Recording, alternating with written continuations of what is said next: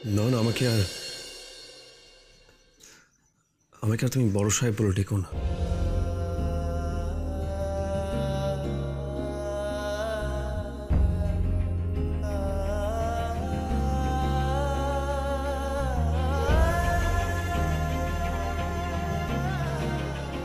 ডাকবো?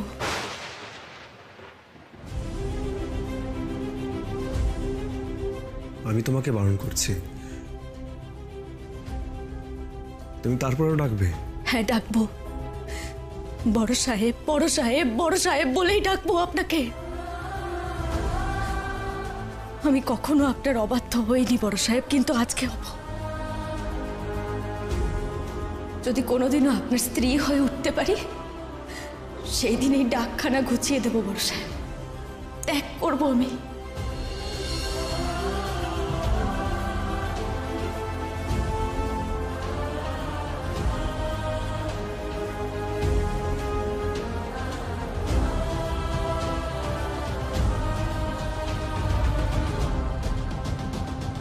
বড় সাহেব আমাকে যেতে দিন, আমার অনেক কাজ পড়ে আছে।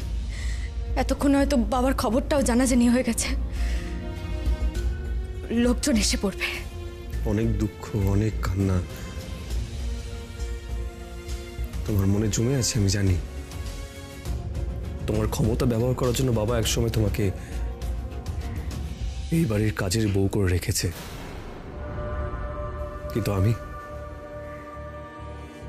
এখন তুমি তাই করলাম। বাবাকে বাঁচাতে আমি তোমাকে ব্যবহার করলাম নয়ন। আমি তোমাকে অত চাপ দিয়েছি বলি তো তুমি নিজের হাত কেটে ফেলার মতো একটা সাংঘাতিক কাজ করে ফেললে। না বড় সাহেব, আপনি কিছুই বোঝেননি। নয়নকে চাপ দিয়ে কিছু করানো যায়নি বড় সাহেব। আমি যা করেছিলাম মন থেকে করেছিলাম।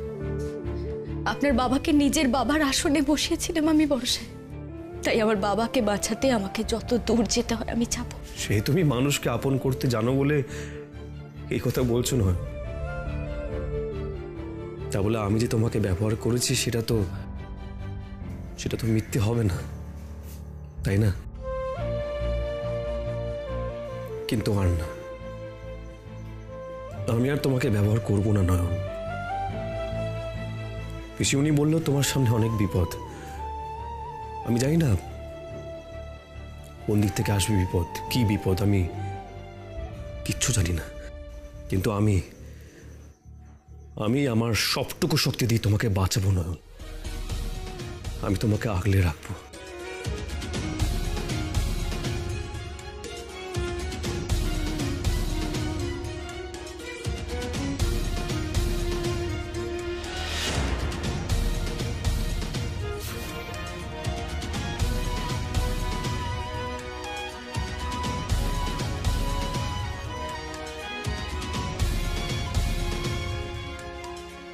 কি করছেন আপনি বড় সাহেব? হাত সরান বলছি, সরান হাত। যা করছি আমাকে করতে দাও নয়ন।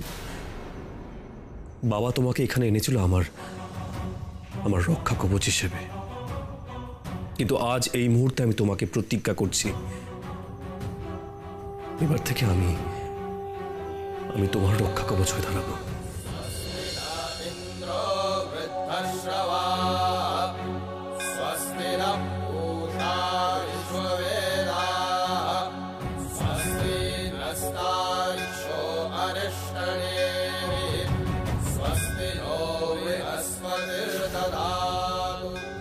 এতদিন তুমি আমার যে কোনো বিপদে ঢাল হয়ে দাঁড়িয়েছ, কিন্তু আজ আমি তোমায় বলছি, এবার থেকে যে কোনো বিপদে আমি তোমার সামনে ঢাল হয়ে দাঁড়াবো নয়।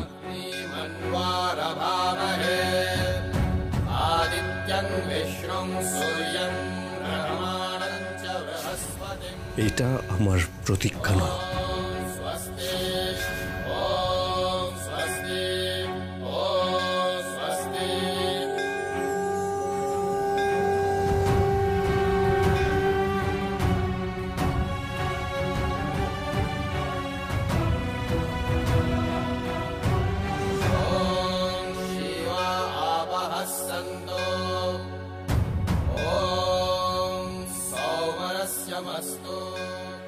রাত জেগে গল্প আমরা পরেও করতে পারি।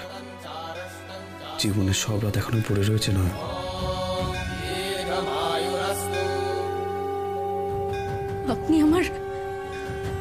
আপনি আমার রক্ষে কবচ হতে চাইলেন বড় সাহেব, আমার রক্ষে কবচ হতে চাইলেন আপনি।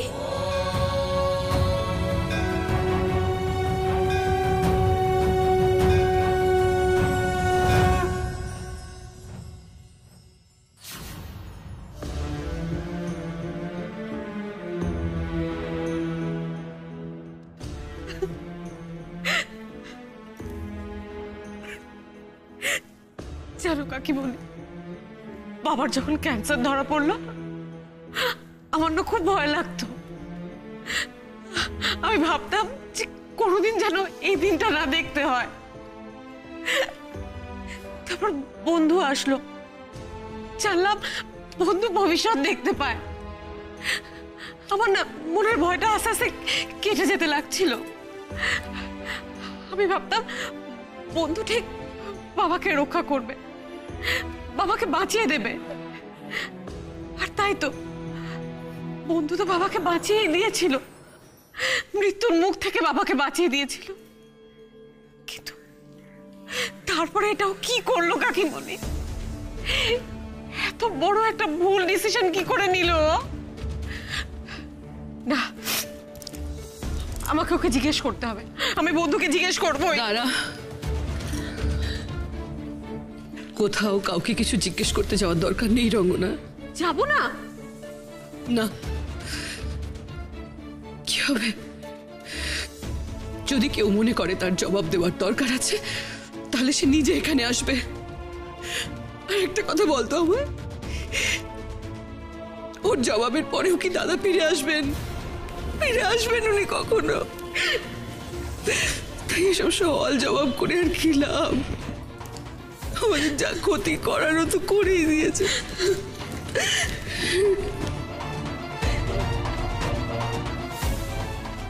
ভেরি গুড, সবাই তো নয়নের উপরে বেশ ক্ষেপেই রয়েছে দেখছি। এরপর মা ফিরে এলেই নয়নকে তাড়াতে চাইবে। আমি বরং সেই জমিটা রেডি করে রাখি। একদম ঠিক বলেছো কাকিমণি।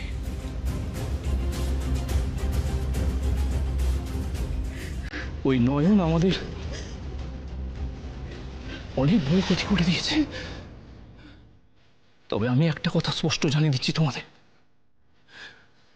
আমার বাবার জীবন নিয়ে যে ছেলে খেলা করেছে, আমি তাকে ছাড়বো না, কিছুতেই ছাড়বো না। তোমরাও তো নয়নকে অনেক প্রশ্রয় দিয়েছিলে কাকিমণি।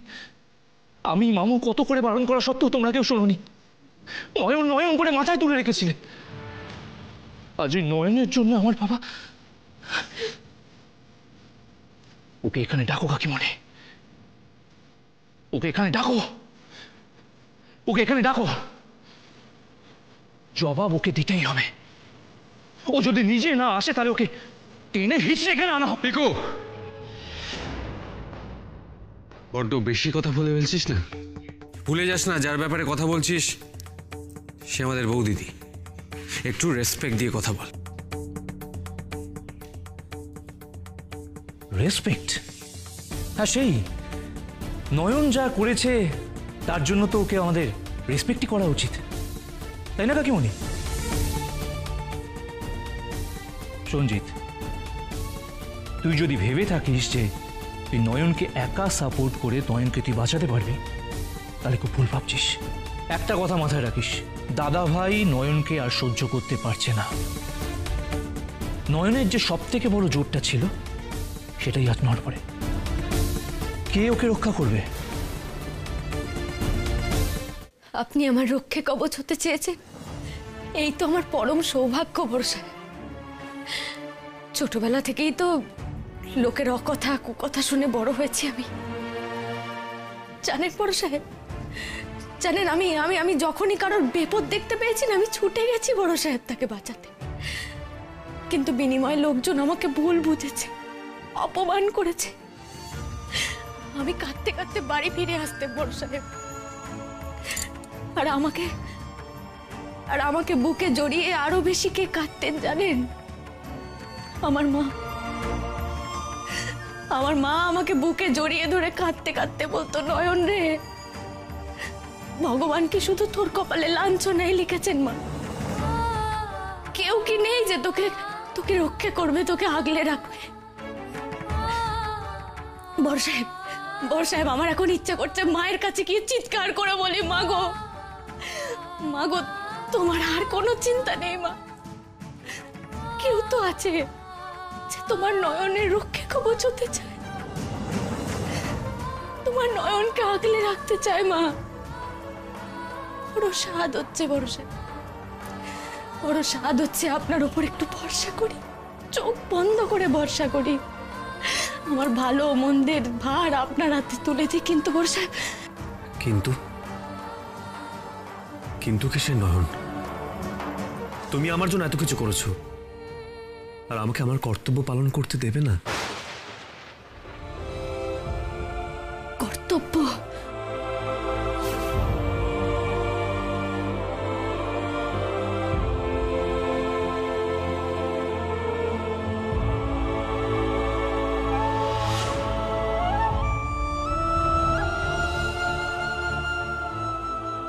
শুধুই কর্তব্য বড় সাহেব?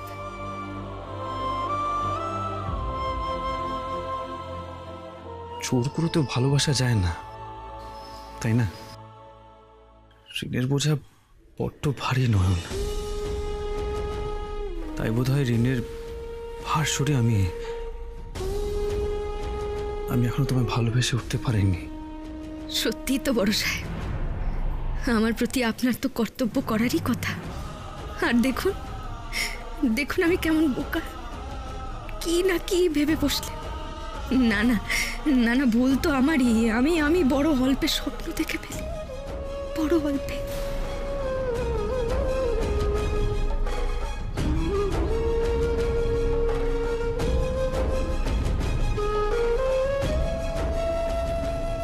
নয়ন, কি হলো? অমন করে দূরে সরে গেলে কেন? আমাকে আমার কর্তব্য পালন করতে দেবে না? না বড় সাহেব, দেব না।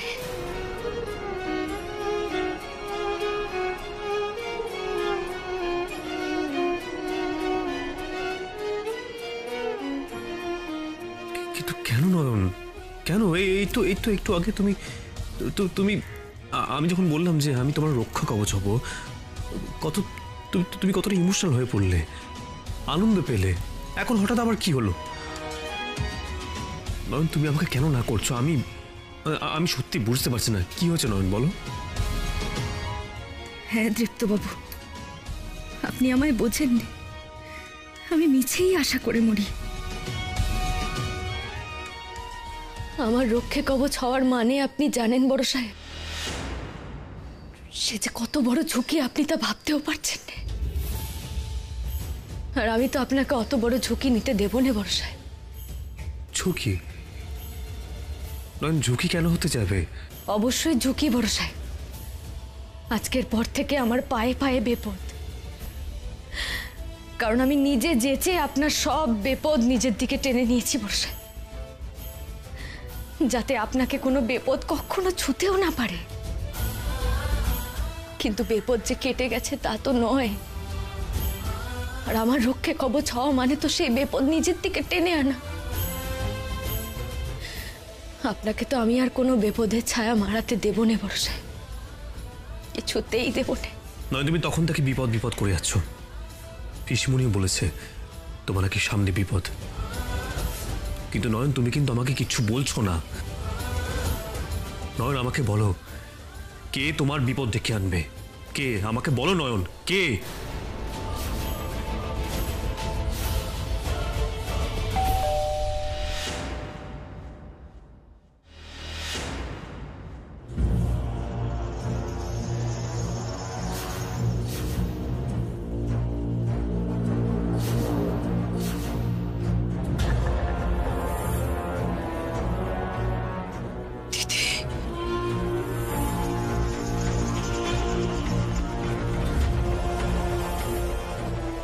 এমন নাটক করব নয়নকে বাড়ি থেকে তাড়াতে কেউ আটকাতে পারবে না।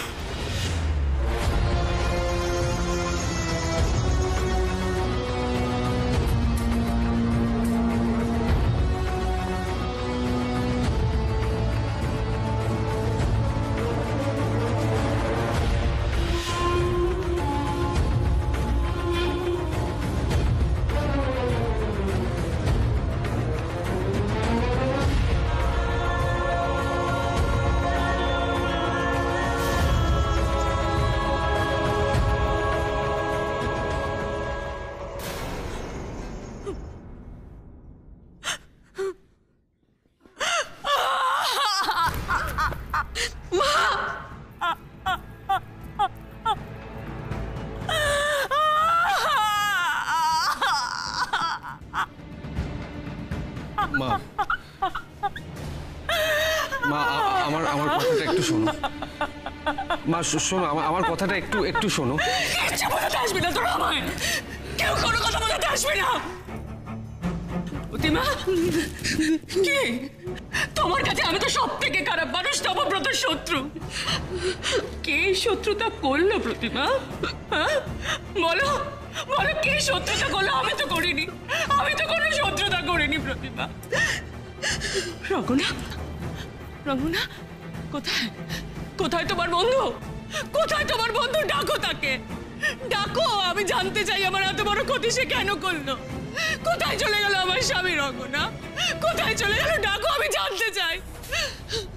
প্রতিমা, প্রতিমা, ওকে দেখলে আমি তপব্রতর কথা বলতে পারবো না, আমার মনে পড়ে যাবে। না না, ওর সঙ্গে বাড়িতে আমি থাকতে পারবো না, কিছুতেই পারবো না। ওকে আমি তাড়িয়ে দেবো। শোনো মা, শোনো আমার কথাটা শোনো, আমার কথাটা শোনো প্লিজ। এরকম করো না মা, আমার কথাটা একবার শোনো, তুমি মাথাটা একটু ঠান্ডা করো। মা তুমি একটু বসো, একটু বসো এখানে। না, বসবো না। কোনো সান্ত্বনা দিতে আসবি না তোরা আমায়। যে মেয়েটা আমার এত বড় ক্ষতি করেছে, তার সঙ্গে আমি একসাথে নিচে কিছুতেই থাকতে পারবো না, কিছুতেই না। দিদি, দিদি একটু শান্ত হও দিদি। তোমার মনের অবস্থা আমি বুঝতে পারছি, আমরা সবাই বুঝতে পারছি, কিন্তু একটু ভেবে দেখো, নয়নকে এই বাড়ি থেকে বার করে দেওয়াটাই তো একমাত্র সমাধান নয়। তাতে কি দাদা ফিরে আসবেন বলো? সেটাই তো প্রতিভা, সেটাই তো। আমি তো জানি তপব্রত আর ফিরে আসবে না, আমি তো জানি ও আর ফিরে আসবে না। তাহলে তাহলে এটা আমি কি করে ভুলে যাবো প্রতিভা, যে ওই মেয়েটার জন্য তপব্রত আমাদের ছেড়ে চলে গেল? ওই মেয়েটার ডিসিশনে। হ্যাঁ, ওকে কে বলেছিল বিদেশে পাঠাতে? বলো বলো, কে বলেছিল? কে বলেছিল তপব্রতকে বিদেশে পাঠাতে? নয়ন তো, নয়ন তো। কি রে, তার মানে ও খুনি? ওই খুনিকে তোরা বাড়িতে থাকতে দেবে? ওকে ওকে তোমরা আবার সুযোগ দেবে প্রতিভা? দেওয়া উচিত না। বৌদিদিকে আরেকটা সুযোগ দেওয়াই উচিত। তুমি বোধহয় ভুলে যাচ্ছ, বৌদিদি দাদা ভাইকে অনেকবার বাঁচিয়েছে, আমাকে বাঁচিয়েছে। ইনফ্যাক্ট বাবাকে মৃত্যুর মুখ থেকে ফিরিয়ে বৌদিদি এনেছিল। আজ আমরা বেঁচে আছি বৌদিদির জন্য। আর বিদেশে যেটা ঘটেছে সেটা তো একটা অ্যাক্সিডেন্ট মা। বাবার অ্যাম্বুলেন্সটার একটা অ্যাক্সিডেন্ট হয়েছিল, এর মধ্যে বৌদিদির কি ভূমিকা আমি তো সেটাই বুঝতে পারছি না। বৌদিদি ওই অ্যাক্সিডেন্টটা করিয়ে এসেছিল। অ্যাক্সিডেন্ট তো যেখানে খুশি যখন তখন হতে পারে মা। তুই তুই এত কিছুর পর ওই মেয়েটার হয়ে সাফাই গাইছিস? না মা, আমি সাফাই গাইছি না, যেটা ঠিক আমি সেটাই বলছি। আজ বাবা নেই, তুমি তুমি তাতে দুঃখ পাচ্ছ, তুমি শোকাহত, আমি সেটা মেনে নিচ্ছি। আমরা সবাই শোকাহত, সবাই দুঃখিত। But I am sorry to say মা, আমার তো এবার এটা মনে হচ্ছে বাবার মৃত্যুর শোকের থেকে নয়নকে এই বাড়ি থেকে তাড়ানোর তাগিদটা তোমার একটু বেশি।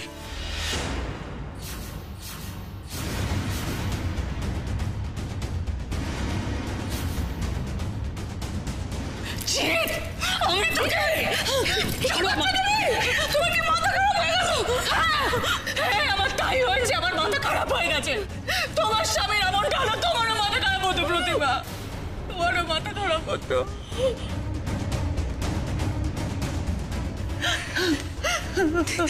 দিদি, দাদা নিজে নয়নকে এ বাড়ির বড় বয়স সম্মান দিয়েছিলেন। এখন যদি তুমি নয়নকে এ বাড়ি থেকে বার করে দাও, তাহলে তো দাদাকেই প্রকারান্তরে অসম্মান করা হয়, তাই না বলো? আমি মানছি তোমার কথা প্রতিভা।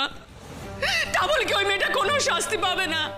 এত বড় অন্যায় যে করলো, তার কি কোনো শাস্তি হবে না? নিশ্চয়ই হবে দিদি, নিশ্চয়ই শাস্তি হবে। ওকে ওকে আমরা মন থেকে ভালোবেসেছিলাম। সব সময় যখন ও ঠিক কাজ করেছে ওর পাশে দাঁড়িয়েছি। আজ যখন ও একটা ভুল করেছে, এত বড় ভুল করেছে, ও নিশ্চয়ই শাস্তি পাবে। এই বাড়িতে থেকেই ওর অন্যায় শাস্তি পাবে দিদি। ও নিজে ওর অপরাধ বোধে দগ্ধ হবে, তুমি দেখো। তোমার কাছে এই শাস্তিটা যথেষ্ট হতে পারে প্রতিমা, আমার কাছে নয়।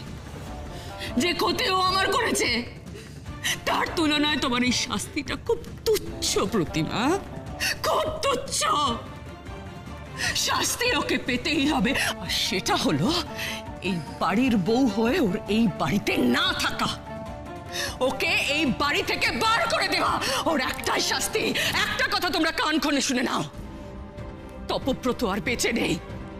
তাই এই বাড়িতে সমস্ত সিদ্ধান্ত আমার আমার আমার আমার এই বাড়িতে কে থাকবে না সেটা আমি ডিসাইড করবো। আমি এই মুহূর্তে দাঁড়িয়ে এই ডিসিশন নিচ্ছি যে নয়নকে আমি ঘর ধাক্কা দিয়ে বাড়ি থেকে বার করে দেবো। এই বাড়িতেও থাকতে পারবে না, কিছুতেই না, কিছুতেই না। মা, নয়ন এই বাড়ি থেকে কোথাও বেরোবে না মা।